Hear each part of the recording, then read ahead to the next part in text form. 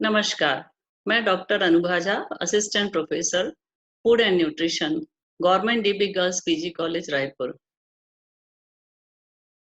बच्चों, आज हम फर्स्ट ईयर का बेसिक न्यूट्रिशन का सेकेंड यूनिट न्यूट्रिएंट्स में से मैक्रो न्यूट्रिएंट्स का टॉपिक पढ़ने जा रहे हैं।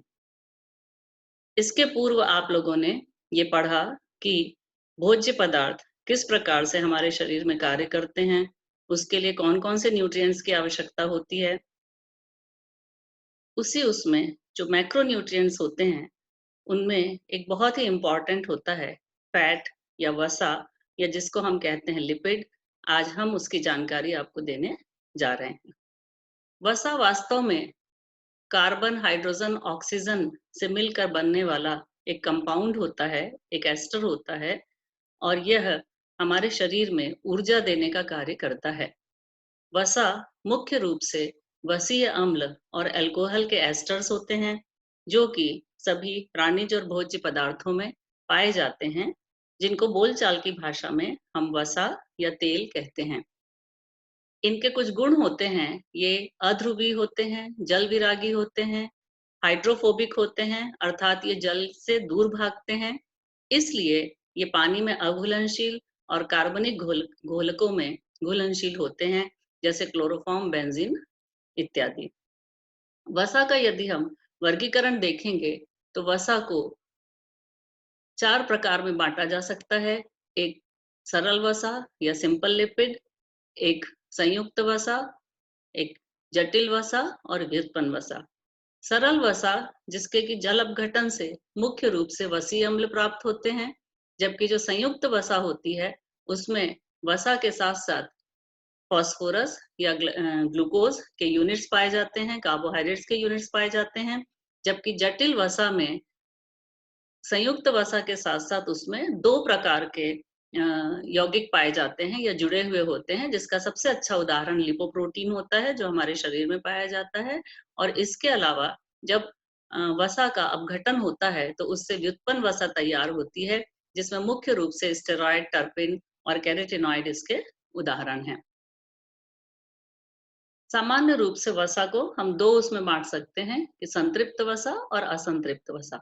संतृप्त वसा मतलब यह होता है कि जो जिन फैटी एसिड्स के साथ उसका निर्माण होता है उनके माध्यम से उनके बीच में एकल बंध या सिंगल बॉन्ड होता है, अर्थात वह उसकी संरचना इस प्रकार से होती है कि उसमें कोई नए हाइड्रोजन मॉलिक्यूल्स का जुड़ना मुश्किल होता है। और हम यदि पोषण की दृष्टि से देखेंगे तो बहुत ज्यादा मात्रा में संतृप्त वसा का सेवन करना स्वास्थ्य के लिए हानिकारक होता है, क्योंकि यह शरीर में कोलेस्ट्रॉल की मात्रा बढ़ाता है, पचने में भारी होता है और साथ ही साथ ये हृदय रोग की संभावनाओं को बढ़ा देता है। लेकिन सीमित मात्रा में इसको हमारे शरीर में लेना चाहिए। जबकि असंतृप्त वसा जो रहती है वह ऐसे फैटी एसिड से मिलकर बनती है जिनमें हाइड्रोजन के डबल बॉन्ड्स पाए जाते हैं। साथ ही साथ इसमें ये देखा जाता है कि जो डबल बॉन्ड्स हैं उनकी जो अंतिम मिथाइल ग्रुप होता है उससे जो उनकी स्थिति होती है उसके आधार पर उनको ओमेगा 3, ओमेगा 6, ओमेगा 7 और ओमेगा 9 वसी अम्लों में बदला जाता है, कहा जाता है। लेकिन मुख्य रूप से हमारे पोषण की दृष्टि और स्वास्थ्य की दृष्टि से ओमेगा 3 और ओमेगा 6 बहुत महत्वपूर्ण वसी अम्ल होते हैं, जो हृदय के स्वास्थ्य के लिए आवश्यक होते हैं। और ये मुख्य रूप से बादाम, काजू, तिल, मूंगफली, सूरजमुखी के बीज, जैतून का तेल इत्यादि भोज्य पदार्थों में पाए जाते हैं। अब सिंपल लिपिड, जैसा मैंने पहले आपको बताया कि ये पानी में अघुलनशील होंगे, अल्कोहल या क्लोरोफॉर्म में घुल जाते हैं, और यदि इनका हम जल अपघटन करते हैं तो उनसे हमको मुख्य रूप से वसीय अम्ल और ग्लिसरॉल अल्कोहल मिलता है। यदि ग्लिसरॉल के साथ में 3 वसीय अम्ल जुड़ते हैं तो उस कंपाउंड या यौगिक को ट्राइग्लिसराइड्स कहा जाता है। तो मुख्य रूप से इसमें कोलेस्ट्रॉल और ट्राइग्लिसराइड्स आते हैं, और इनके जो गुण रहते हैं वह फैटी एसिड पर निर्भर करते हैं। वसीय अम्ल की संरचना संतृप्त और असंतृप्त होती है, और मुख्य रूप से आजकल स्वास्थ्य की दृष्टि से प्यूफा और म्यूफा, ये 2 शब्दों का बहुत प्रचलन होता है। प्यूफा अर्थात पॉली अनसैचुरेटेड फैटी एसिड्स, मतलब जिसमें वसी अम्ल की संख्या बहुल होती है, और म्यूफा मोनो अनसैचुरेटेड फैटी एसिड्स, जिसमें एक ही प्रकार का या सिंगल प्रकार का वसी अम्ल जो है वो जुड़ा हुआ होता है। म्यूफा प्यूफा दोनों स्वास्थ्य की दृष्टि से इसलिए उत्तम माने जाते हैं क्योंकि ये शरीर में, रक्त में कोलेस्ट्रॉल की मात्रा को कम करते हैं, जिससे कि हृदय रोग की संभावना कम हो जाती है। जैसा आप चित्र में देख रहे हैं, इस प्रकार के जो खाद्य पदार्थ होते हैं, जैसे ऑलिव ऑयल है, नट्स हैं, कैनोला है, वनस्पतिक तेल होते हैं, ऑयली फिश होती हैं जैसे सैल्मन, ट्यूना वगैरह, और जो नट्स होते हैं उनमें म्यूफा प्रमुख रूप से पाया जाता है। जबकि प्यूफा जो है यह ओमेगा 3 फैटी एसिड्स इसमें पाए जाते हैं, ओमेगा 6 फैटी एसिड्स पाए जाते हैं, और इनके सोर्सेज भी जो हैं वो यहाँ दिखाए गए हुए हैं कि जैसे साल्मन, ट्यूना, सार्डिन, ये मछलियों की वैराइटीज होती हैं। अखरोट, कैनोला ऑयल, फ्लैक्सीड, जिसका आजकल बहुत प्रचलन है सेवन करने का, ओमेगा 3 एनरिच्ड अंडे भी जो है वो निर्मित किए जाते हैं। इसके अलावा वनस्पतिक तेल, तिल का तेल, फ्लैक्सीड वगैरह जो हैं वो इसके अच्छे उदाहरण हैं। दूसरा प्रकार वसा का कंपाउंड लिपिड होता है, जिसमें कि वसा के साथ साथ उसमें एक अन्य यौगिक जुड़ा हुआ होता है। हमारे शरीर में महत्वपूर्ण महत्वपूर्ण कुछ कंपाउंड लिपिड्स जो हैं वो पाए जाते हैं, जैसे फॉस्फोलिपिड्स हैं, ग्लाइकोलिपिड्स हैं, स्फिंगोलिपिड्स हैं। फॉस्फोलिपिड हमारी श्लेष्मा, हमारी झिल्ली के लिए, कोशिका झिल्ली के लिए बहुत इंपॉर्टेंट होता है। इसके अलावा ये हमारे मस्तिष्क के लिए आवश्यक होता है। ग्लाइकोलिपिड्स जो रहते हैं, ये भी एक प्रकार से फॉस्फोरिक अम्ल और अमीनो अम्ल के साथ में इनका एस्टरीकरण होता है। ये भी हमारे मस्तिष्क के लिए और शरीर के लिए बहुत आवश्यक होते हैं। स्फिंगोलिपिड्स जो रहेंगे वो इसका तीसरा प्रकार होता है, जो कि न्यूरॉन, जो हमारा नाड़ी तंतु है, उसकी माइलिन जो भित्ति होती है उसमें उपस्थित होता है। तीसरा जो है वो व्युत्पन्न वसा कहलाता है, डिराइव्ड लिपिड, जो कि वसा के मेटाबॉलिज्म के समय तैयार होता है, उससे निर्मित होने वाले कंपाउंड्स होते हैं। इसमें कॉमनली स्टेरॉइड्स होते हैं, जो वास्तव में फैटी एसिड नहीं होते, लेकिन उनमें लिपिड के समान गुण होते हैं। इनके अंतर्गत विभिन्न प्रकार के हार्मोन्स और बाइल सॉल्ट्स या पित्त लवण, पित्त रस इत्यादि आते हैं। कोलेस्ट्रॉल, जो कि हम एक प्रकार से सामान्य रूप से उसको वसा का पर्यायवाची मानते हैं हमारे शरीर में, ये फैटी एसिड्स के एस्टर्स के रूप में पाया जाता है। यह यदि शरीर में इसकी मात्रा बढ़ती है तो ये हमारी धमनियों और शिराओं में जो है वो जमा होने लगता है और अथेरोस्क्लेरोसिस और कार्डियोवैस्कुलर डिजीजेस को जन्म देता है। इसी प्रकार कई प्रकार के hormones, testosterone, progesterone, cortisol, aldosterone, साथ ही साथ विटामिन डी जो है, इनका भी इसके माध्यम से निर्माण होता है। जटिल वसा के अंतर्गत, जैसा हमने पहले देखा कि लिपोप्रोटीन्स आते हैं, ये वास्तव में लिपिड और प्रोटीन के कॉम्बिनेशंस होते हैं, कंपाउंड होते हैं, और शरीर में जो वसा है उसका संवहन लिपोप्रोटीन के रूप में ही किया जाता है। ये लिपोप्रोटीन कई रूपों में पाए जाते हैं, जैसे काइलोमाइक्रॉन्स, बहुत कम घनत्व वाले, वीएलडीएल, एलडीएल और एचडीएल। आप सभी लिपिड प्रोफाइल सुनते हैं जब हम ब्लड टेस्ट कराते हैं या हृदय रोगियों का जो है वो वसा का स्तर मापते हैं, तो इन्हीं लिपोप्रोटीन्स के माध्यम से देखा जाता है कि उनके शरीर में वसा की मात्रा जो है वो कितनी पाई जा रही है या कोलेस्ट्रॉल की मात्रा कितनी पाई जा रही है। इसी प्रकार हम विज्ञापनों में सुनते हैं गुड कोलेस्ट्रॉल और बैड कोलेस्ट्रॉल। ये गुड कोलेस्ट्रॉल और बैड कोलेस्ट्रॉल क्या होता है? जो एचडीएल है, हाई डेंसिटी जो लिपोप्रोटीन्स होते हैं, ये हमारे शरीर में रक्त के स्तर को रक्त में कोलेस्ट्रॉल के स्तर को कम करते हैं, जिसके कारण हृदय का स्वास्थ्य अच्छा होता है, इसलिए इसको गुड कोलेस्ट्रॉल बोला जाता है। जबकि वीएलडीएल और एलडीएल जो हैं, उनकी यदि मात्रा बढ़ती है तो वो ये बतलाते हैं कि जो कोलेस्ट्रॉल है वो हमारे रक्त में बढ़ रहा है, अर्थात धमनियों शिराओं में जमा होगा और भविष्य में ये हमारे हृदय रोग को जन्म देगा, इसलिए उसको बैड कोलेस्ट्रॉल कहा जाता है। लिपिड्स जो हैं उनके ये सोर्सेस दिखाए गए हुए हैं कि बहुत सारे स्रोत जो है उनमें पाया जाता है। इसके अलावा जो है वो आपको मालूम है कि मक्खन, तेल, घी, ये हमारे विजिबल फैट होते हैं, जो हमको दृश्य होते हैं, जिनको हम देख सकते हैं, और जबकि बहुत से ऐसे खाद्य पदार्थ होते हैं, उनमें इनविजिबल या अदृश्य फैट पाया जाता है। तो जब कभी भी हम वसा का सेवन करते हैं या वसा की मात्रा निर्धारित करते हैं, तो हमको दोनों स्रोतों का ध्यान रखना चाहिए कि विजिबल फैट कितना है और इनविजिबल फैट हमारे भोजन में कितना लिया जा रहा है। अब हम देखेंगे कि लिपिड जो है वो हमारे शरीर में क्या कार्य करता है। तो लिपिड जो है वो प्रमुख रूप से पहला कार्य उसका एनर्जी सोर्स अर्थात ऊर्जा के साधन के रूप में होता है। आपने जैसे अपने इसके पूर्व पढ़ा कि कार्बोहाइड्रेट जो है वो 4 कैलोरी देता है, जबकि जो वसा होती है वह हमको लगभग 2.5 गुना अधिक, मतलब 1 ग्राम वसा जो है वो 9 किलो कैलोरीज ऊर्जा प्रदान करती है।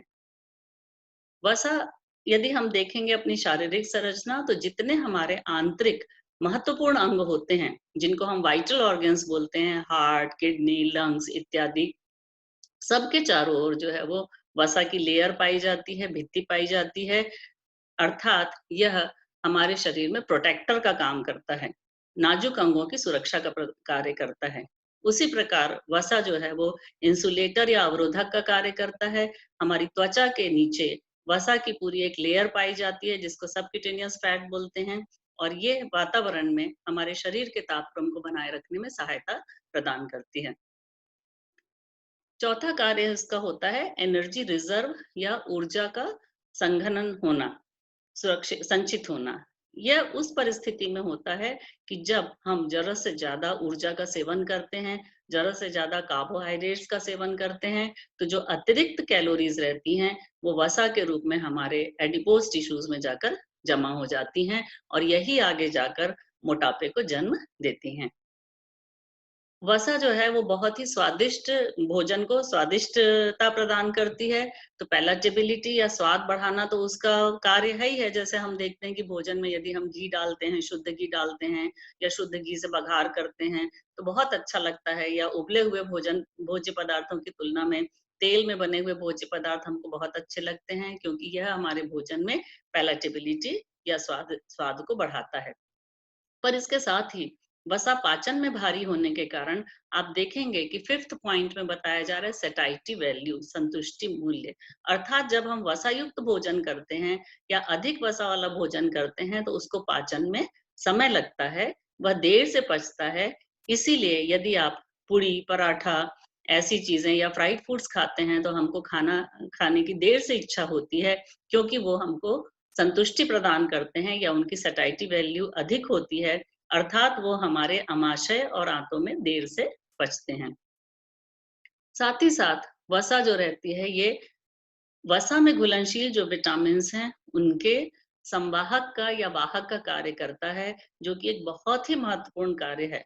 वसा हमेशा हमारे लिए खराब नहीं होती। हम सीमित मात्रा में और आवश्यकता अनुसार यदि वसा का सेवन करते हैं, तो भोज्य पदार्थों में पाए जाने वाले वसा में विलेय जो विटामिन्स हैं, विटामिन ए, डी, ई, के, इनके संवहन का कार्य जो है वो वसा के द्वारा किया जाता है, और जिससे कि वो विटामिन्स हमारे शरीर को आसानी से उपलब्ध होते हैं। इसी प्रकार जो वसा है, उससे कई प्रकार के हार्मोन्स तैयार होते हैं। वो हार्मोन्स हमारे शरीर में कई प्रकार की क्रियाओं को नियमित करते हैं, शारीरिक क्रियाओं का नियमन करते हैं। जैसे आपने देखा कोलेस्ट्रॉल से कई प्रकार के हार्मोन्स तैयार होते हैं, और साथ ही साथ एक बहुत ही इम्पोर्टेंट यौगिक प्रोस्टाग्लैंडिन तैयार होता है, जो हमारे शरीर में बॉडी टेम्परेचर रेगुलेशन या फीवर के प्रतिक्रिया को दर्शाता है। साथ ही साथ महिलाओं में डिलीवरी के समय उसका बहुत ज्यादा महत्व जो है वो देखा जाता है, और साथ ही साथ ब्लड प्रेशर रेगुलेशन का भी काम प्रोस्टाग्लैंडिन के द्वारा किया जाता है। इसके अलावा जो वसा है या जो लिपिड है, ये हमारे शरीर में जो हमारी सेल भित्ति है, कोशिका भित्ति है, हमारी जो स्किन है, इन सब के लिए भी जो है ये इसका बहुत ही महत्वपूर्ण योगदान होता है। जैसा आप लोगों ने पहले यूनिट में पढ़ा हुआ होगा कि भारतीयों के लिए आईसीएमआर, भारतीय चिकित्सा अनुसंधान परिषद के द्वारा पोषक तत्वों की दैनिक मात्रा प्रस्तावित की गई है। उनके अनुसार जो वसा है वो हमको कितनी मात्रा में लेना चाहिए, यहाँ पर आप देखेंगे बताया गया है कि एक आम पुरुष को यदि वो कठोर कार्य करता है, तो उसको कम से कम 40 ग्राम विजिबल फैट लेना चाहिए। विजिबल और इनविजिबल फैट मैंने आपको बताया। विजिबल फैट जो कि हमको ऑयल, घी, तेल, बटर में डायरेक्ट दिखाई देती है, जबकि इनविजिबल फैट जो है वो खाद्य पदार्थों में समाहित होती है। हमारा प्रयास ये होना चाहिए कि हमारे भोजन में दोनों प्रकार की वसा जो है वो लगभग संतुलित मात्रा में होनी चाहिए। इसी प्रकार आप देखेंगे कि हर आयु समूह में वसा की आवश्यकता निश्चित ही होती है। जिस प्रकार से हर चीज की अति खराब होती है, उसी प्रकार वसा चूंकि हमारे शरीर में कई स्थानों में जमा होती है और हमारे रक्त में उसका स्तर कोलेस्ट्रॉल के रूप में बढ़ता है, तो ये देखा गया है कि यदि हम दैनिक प्रस्तावित मात्रा से ज्यादा वसा का सेवन करते हैं या हमारी शारीरिक क्रियाशीलता बहुत कम होती है, तो उस स्थिति में सबसे पहले अधिक भारीता या ओवरवेटनेस देखी जाती है। मतलब वजन जो है वो सामान्य वजन से जो है वो 10 से 20% बढ़ने लगता है। ओबेसिटी या मोटापा की समस्या देखी जाती है और आपको मालूम है कि मोटापा जो है वो बहुत से रोगों की जननी होती है। उसी से आगे जाकर भविष्य में जो है वो डायबिटीज की संभावना बढ़ जाती है, कार्डियोवैस्कुलर डिजीजेज या हृदय रोग की संभावना बढ़ जाती है।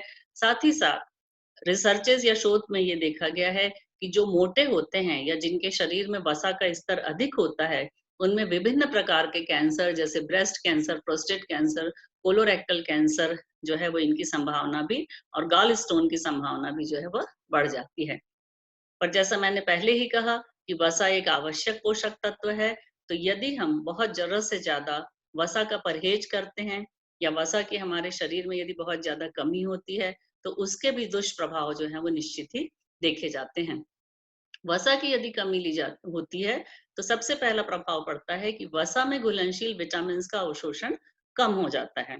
जैसा आप लोगों ने पिछले चैप्टर्स में आगे पढ़ भी लिया हुआ है कि वसा में घुलनशील विटामिन जो हैं वो कितने हमारे लिए विटामिन ए, डी, ई के महत्वपूर्ण होते हैं।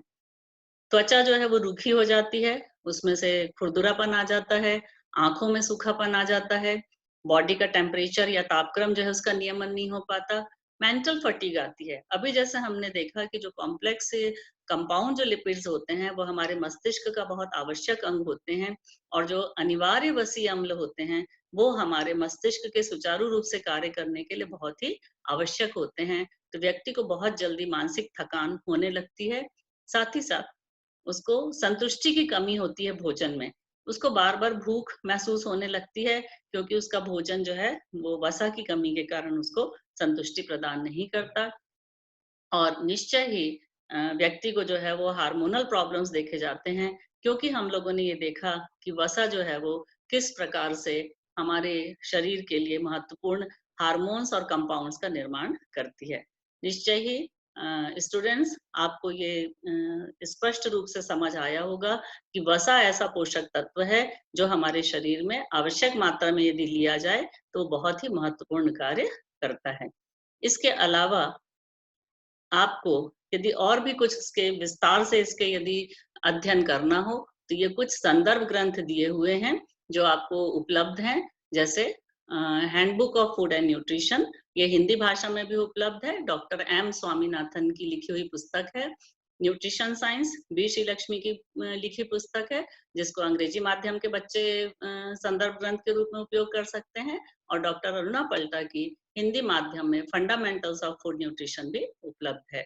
निश्चय ही आज का विषय आपको पसंद आया होगा और यदि कोई भी आपको इसके संबंध में प्रश्न उत्तर होंगे तो आप मुझसे संपर्क कर सकते हैं। धन्यवाद।